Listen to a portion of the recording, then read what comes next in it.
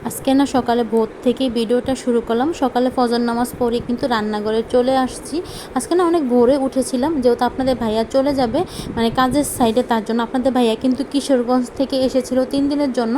ছেলে কান্না করে, তার জন্য কিন্তু আপনাদের ভাইয়া থাকতে পারেনি, তার জন্য কিন্তু চলে আসছে। আর এখন কিন্তু আপনাদের ভাইয়া চলে যাবে আজকে, তার জন্য কিন্তু সকালবেলা উঠে আমি নামাজটা পড়ে তারপর কিন্তু রুটি বানিয়ে এখন কিন্তু আমি রুটিটা সেঁকে নিচ্ছি। আর আপনাদের ভাইয়া কিন্তু ছেলেকে কোলে নিয়ে বুঝাচ্ছিল।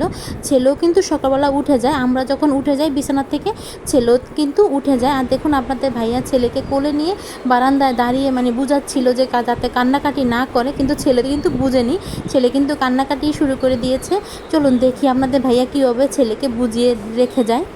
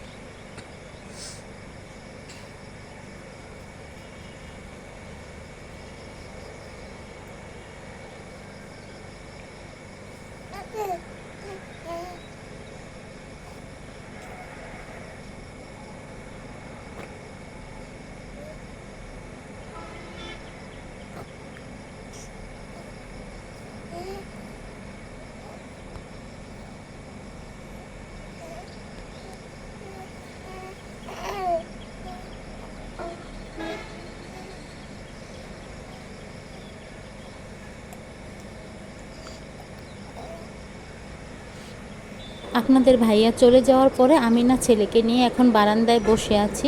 ছেলে কান্না করছিল, তারপরে কিন্তু বারান্দায় এসে বসে আছে। আর দেখুন আকাশটা দেখতে কতটা সুন্দর লাগছিল, মানে বলে বোঝাতে পারবো না। মানে আকাশের সাদা মেঘগুলো না ভেসে যাচ্ছিলো, আমার কাছে দেখতে অনেকটাই ভালো লাগছিল। পুরোটা আকাশ দেখতে অনেকটাই সুন্দর লাগছিল।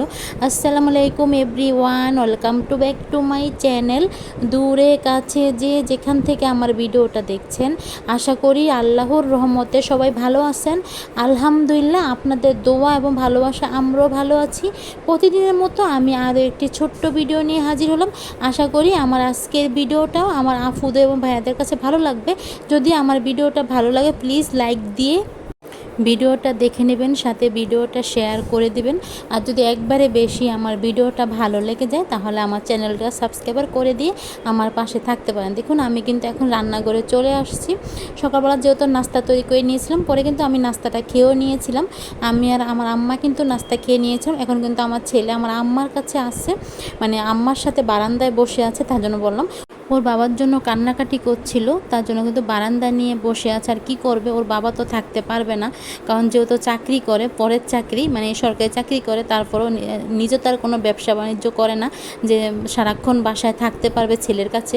আর বাচ্চা মানুষ ওকে এত কিছু বুঝে যে বাবা চাকরি করে, ও তো মনে করে যে বাবা কেন কাছে থাকে না, কারণ ও তো ঘুরে ফিরে আমাদেরকে তিনজনকেই দেখে, ওর বাবাকে আর আমাকে আর আমার আম্মাকে, মানে ওর নানুকে দেখে।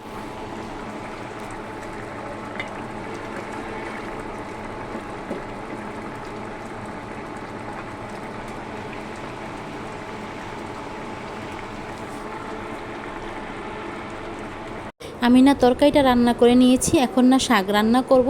মানে কলমির শাক নিয়ে আসছিল আমার আম্মা, ওই শাকগুলোই আমি এখন রান্না করে নেব।